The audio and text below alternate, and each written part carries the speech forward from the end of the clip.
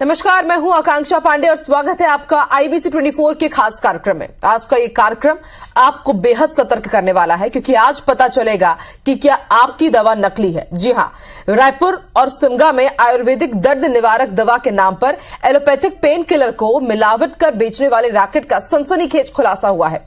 औषधि प्रशासन विभाग की टीम ने गुरुवार को एक साथ 4 जगहों पर छापेमार कार्रवाई की है। चंद रुपयों के लिए लोगों की सेहत के साथ ये बड़ा खिलवाड़ किया जा रहा था। कार्रवाई में 10 करोड़ रुपए से ज्यादा की दवाएं और मशीनें भी जब्त की गई है। ये रिपोर्ट देखिए।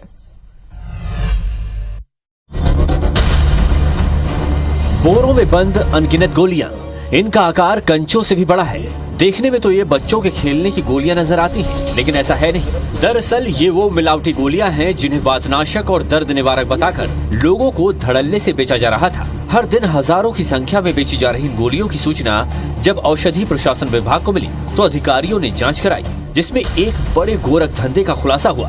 दवा के नाम पर बेची जा रही गोलियों और पाउडर में बड़ी मात्रा में एलोपैथिक दवा डाइक्लोफेनाक और एसिक्लोफेनाक मिलाई जा रही थी, जिसके लगातार सेवन से किडनी और लीवर खराब होना तय है। लेकिन पैकेट में कहीं भी इसकी जानकारी नहीं दी गई, यानी सीधे तौर पर रायपुर से लेकर गांव-गांव तक लोगों की सेहत से खिलवाड़ किया जा रहा था।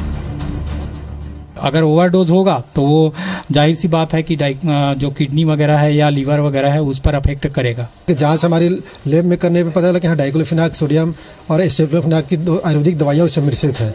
तो पूरी टीम ने उसको सारी सामग्रियों का भी जब्ती कारनामा चल रही है। उसके बाद और पता चलेगा कि इसमें और कौन कौन लोग शरीक है। इसको एक्चुअली ये दवाइयों को जैसे क्लेम करें कि आर्थोपेडिक दवाइयाँ जोड़ों की दर्द में इस्तेमाल होती है, परंतु ये अगर आम जनता आयुर्वेदिक समझ के दवाइयाँ इस्तेमाल करती है, परंतु ऐसे दवाइयों को लगातार इस्तेमाल करने से जोड़ों में और गलत इफेक्ट पड़ेगा। जांच रिपोर्ट आने पर अधिकारियों ने रायपुर के शंकर नगर, गीतांजलि नगर, बीरगांव का उमिया मार्केट और सिमगा में छापा मारा। सभी जगह बोरों और डब्बों में बंद 10 करोड़ रुपए से ज्यादा कीमत की गोलियां और मशीनें मिली। वाताहारी वटी गोलियां शंकर नगर कृष्णा कॉम्प्लेक्स में यशिका ट्रेडिंग कंपनी के संचालक कमल नारायण साहू की ओर से बेची जा रही थी, जबकि गीतांजलि नगर में बजरंग आयुर्वेदिक एजेंसी के मालिक सूर्यकांत बघेल इनकी पैकिंग करते थे। आरोपियों के मुताबिक वो करोड़ों की दवा बेच चुके हैं। सिमगा में शारदा मेडिकल स्टोर के संचालक गिरधारी देवांगन ने तो घर में ही गोलियों की फैक्ट्री खोल रखी थी, जहां से टीम ने 1 ट्रक कच्चा माल बरामद किया है। पकड़े जाने के बाद सभी आरोपी एक दूसरे पर मिलावटी दवा बनवाने का आरोप लगा रहे हैं।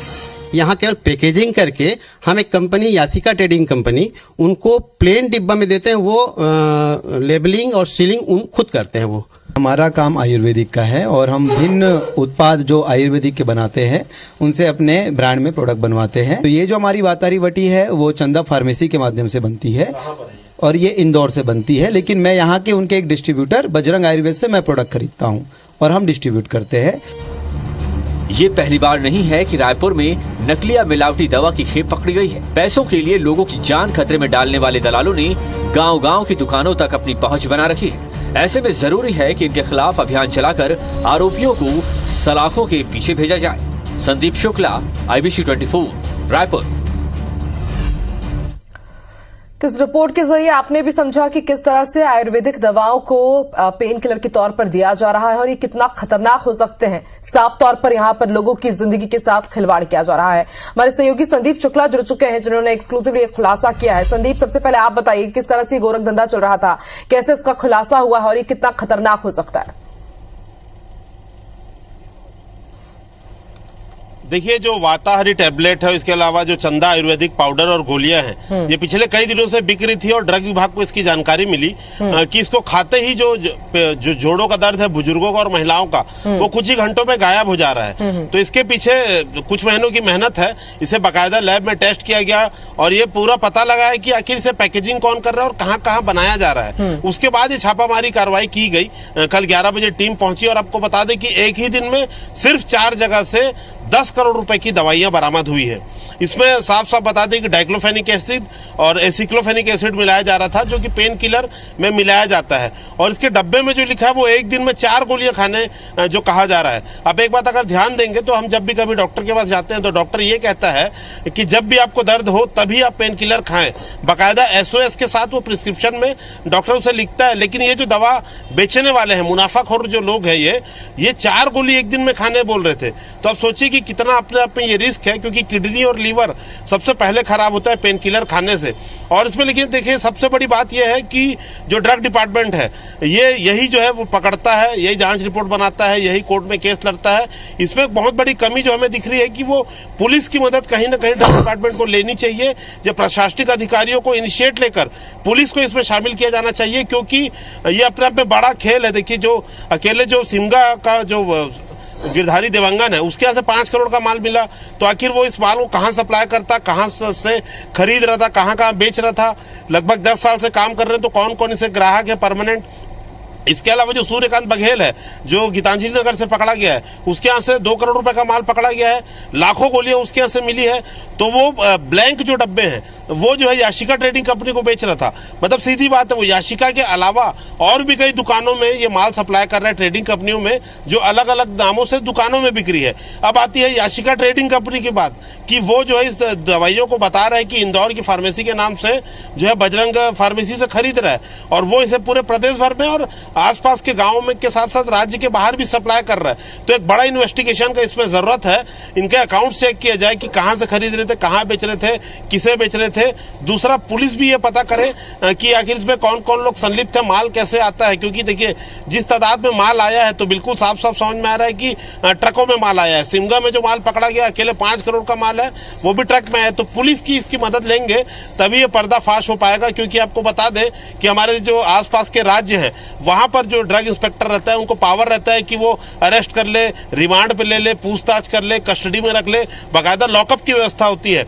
लेकिन छत्तीसगढ़ में ये जो है ये पावर्स तो हैं मगर सुविधा किसी प्रकार की नहीं है। अभी आपको बता दें कि जो लोग भी गोरख धंधा कालाबाजारी करने वाले जो लोग हैं, जिनकी रिपोर्ट में आ चुका है कि वो मिलावटी और नकली दवा बेच रहे थे, वो खुले घूम रहे हैं, वो पूरे सबूत को मिटा सकते हैं। तो ऐसे में अगर उन्हें रिमांड में लेने का पावर या सुविधा दिया जाए ड्रग इंस्पेक्टर को या औषधि प्रशासन विभाग को, तो अपने आप में इस पे और बड़े खुलासे होंगे। और ये बैक टू बैक देखिए, हमने ड्रग का जैसे खुलासा किया था, बैक टू बैक पुलिस कार्रवाई कर रही थी, तो बैक टू बैक इसमें कार्रवाई करने की और जांच की जरूरत है। इस पे दूसरे विभागों को भी शामिल करना बहुत ज्यादा जरूरी है। बिल्कुल संदीप, यही दिक्कत हो जाती है कि जब किसी चीज का सनसनीखेज खुलासा होता है उस वक्त तो सभी एक्शन में रहते हैं, लेकिन जैसे दिन बीतते जाते हैं ये बात चली जाती है और उसके बाद जो मेन जो टारगेटेड लोग रहते हैं, जो माफिया रहते हैं, खुलेआम घूम रहे होते हैं और शायद इसी कारण शह मिलती है दूसरे लोगों को, फिर से वो इसी तरह का धंधा शुरू कर देते हैं। आप बने रहिए संदीप हमारे साथ। इस वक्त हमारे साथ IIMA रायपुर के अध्यक्ष डॉक्टर राकेश गुप्ता जी भी जुड़ गए। डॉक्टर राकेश, बहुत बहुत स्वागत है। डॉक्टर राकेश, इस वक्त हजारों की तादाद में दर्शक आपको सुन रहे हैं, क्योंकि आज का ये टॉपिक बहुत ज्यादा जरूरी हो जाता है कि किस तरह से हमारी ही जिंदगी के साथ खिलवाड़ किया जा रहा है। जाहिर सी बात है, दर्द दुख बहुत है लोगों की जिंदगी में, किसी को घुटने में दर्द है, किसी को बदन में दर्द है, और पेन किलर्स के लिए हम यही सोचते हैं कि हमें एलोपैथी ना लेना पड़े, इसलिए हम आयुर्वेदिक दवाएं लेते हैं। लेकिन आयुर्वेदिक दवाओं के नाम पर किस तरह से एलोपैथी दवाओं का गोरख धंधा चल रहा है सर, कितना खतरनाक आप इसे मानते हैं डॉक्टर राकेश?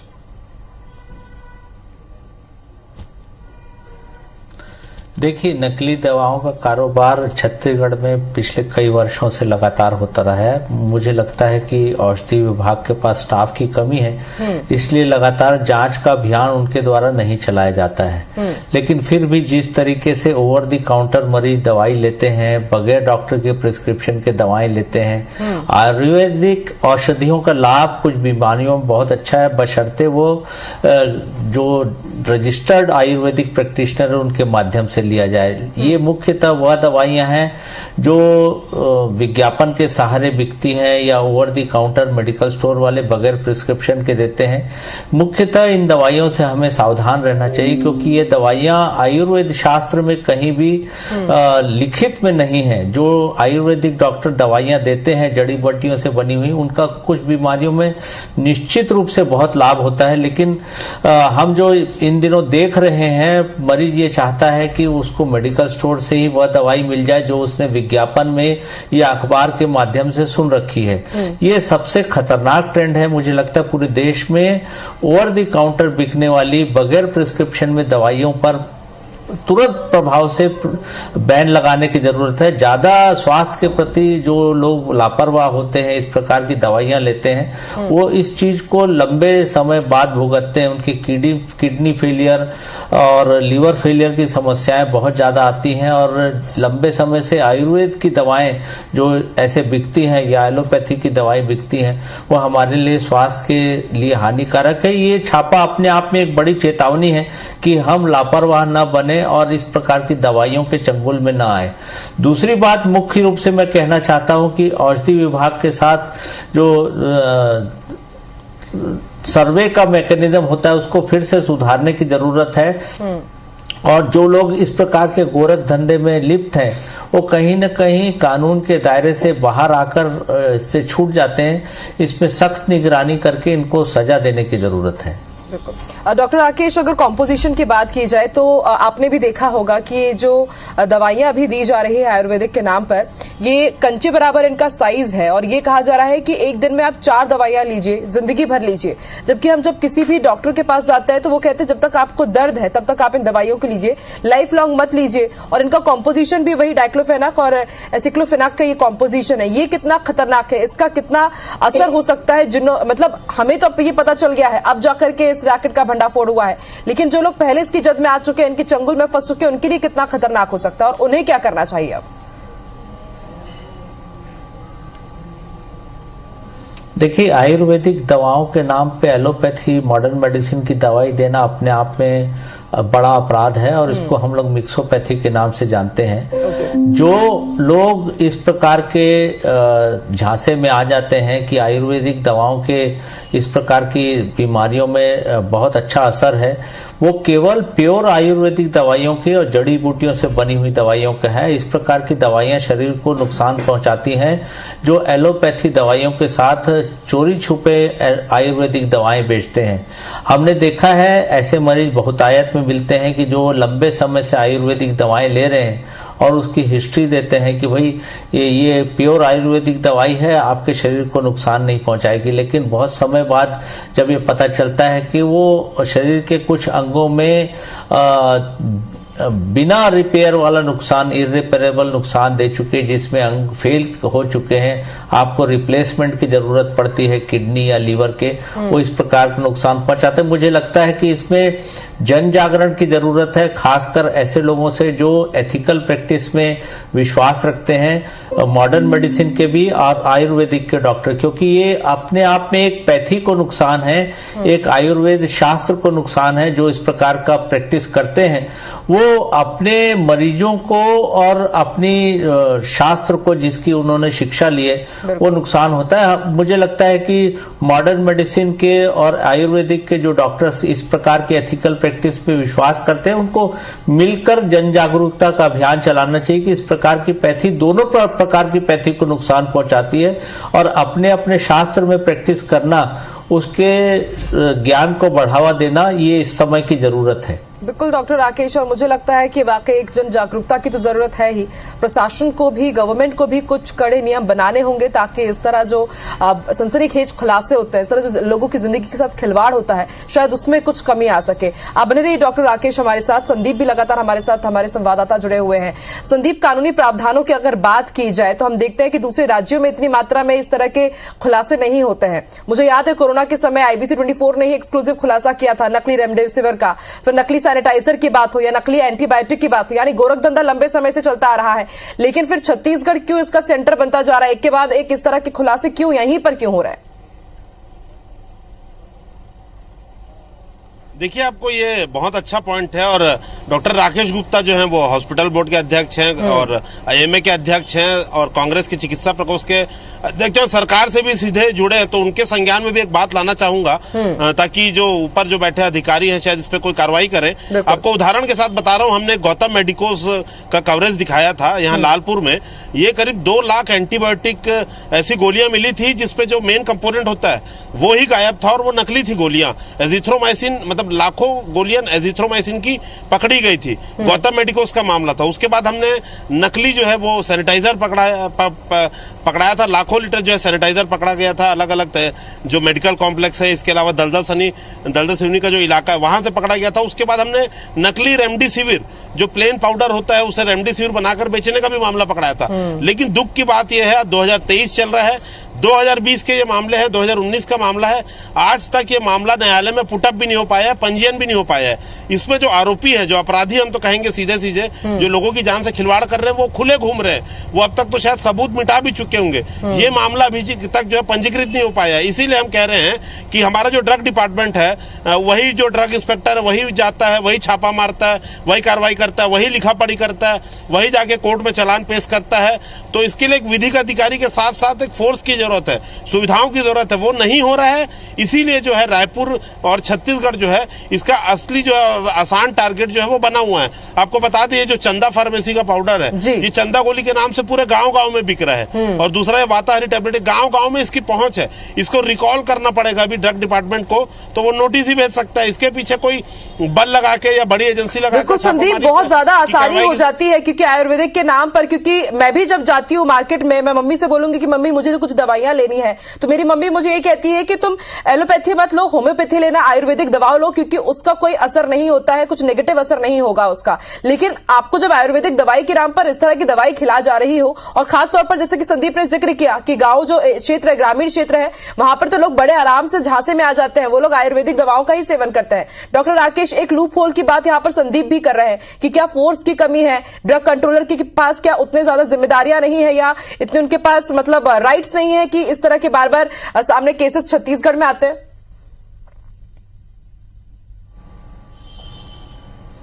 देखिए, छत्तीसगढ़ नसबंदी कांड के नाम से एक बहुत बड़ी त्रासदी बिलासपुर में झेल चुका है। वो भी नकली दवाओं के कारण एक बहुत बड़ा दुखद घटनाक्रम था। उसमें भी मुझे लगता है कि अभी तक कोई कानूनी रूप नहीं दिया जा सका है।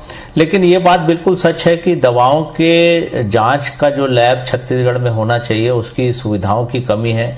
दूसरा ये कि दवा औषधि प्रशासन के पास जितना फोर्स लगातार जांच करने का और दवाई के सैंपल लेने का उसकी भी कमी है। मुझे लगता है कि यह तंत्र मजबूत करने की जरूरत है।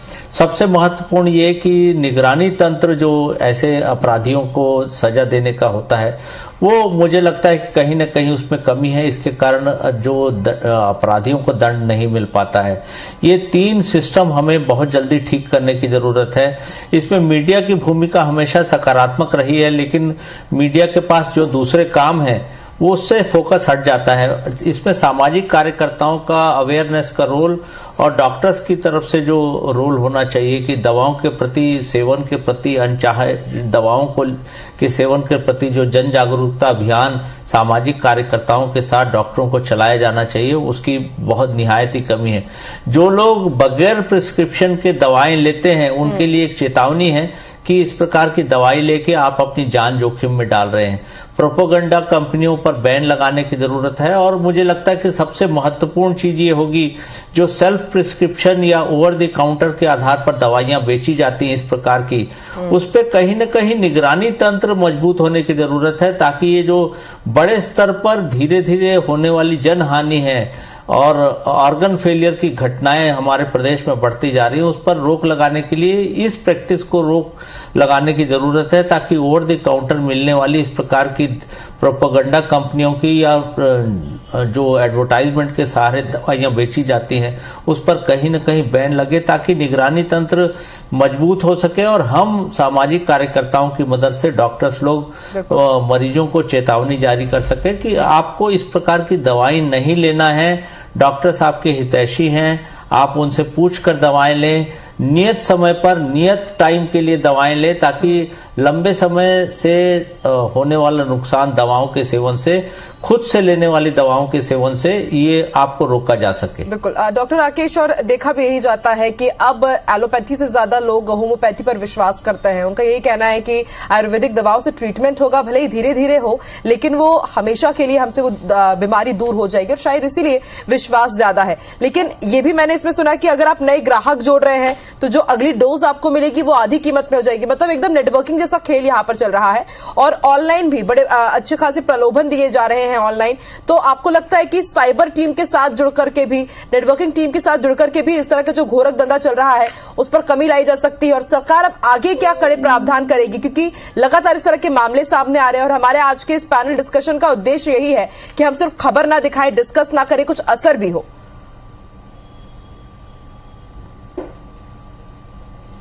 देखिए, इसमें मरीज को और परिवार वालों को बहुत चेतावनी जैसा है कि जब जो आपको पहले 1 रुपए में दवाई दे रहा था, आगे मरीज जोड़ने में 50% दे रहा है, तो कहीं ना कहीं इसके पीछे धोखाधड़ी है।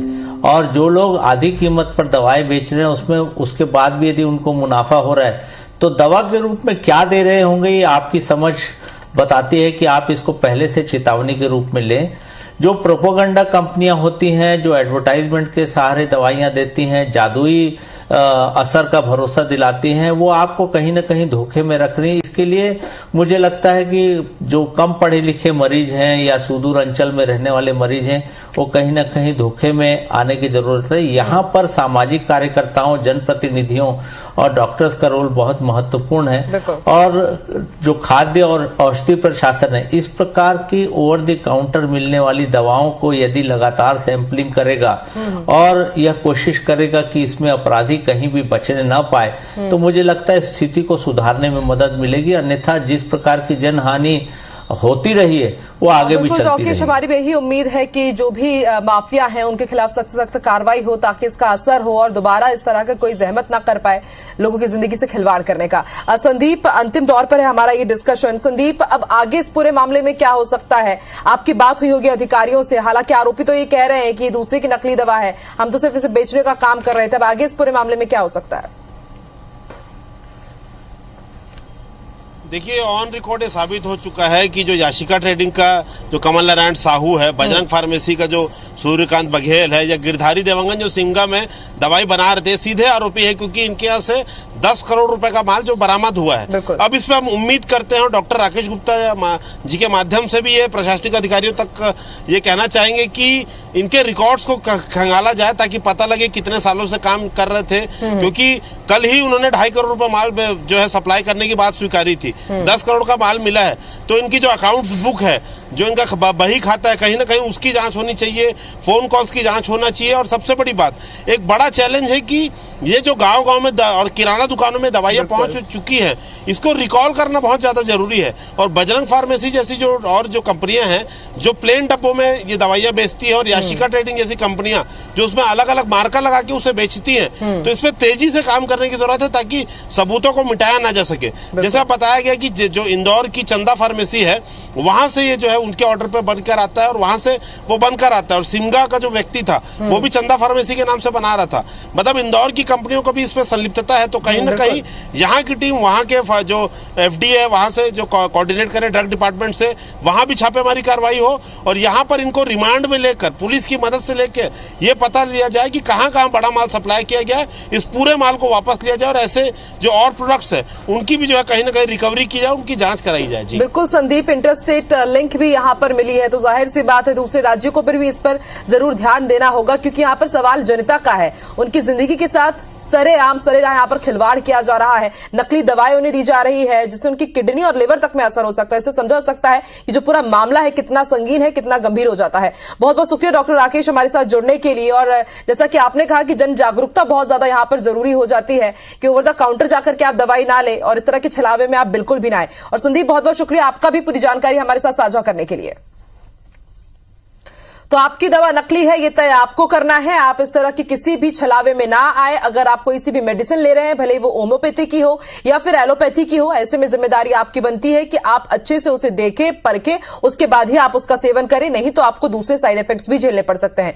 इसी के साथ हमारे इस खास कार्यक्रम में फिलहाल इतना ही। अपना आप ध्यान रखिए, सतर्क रहिए। नमस्कार।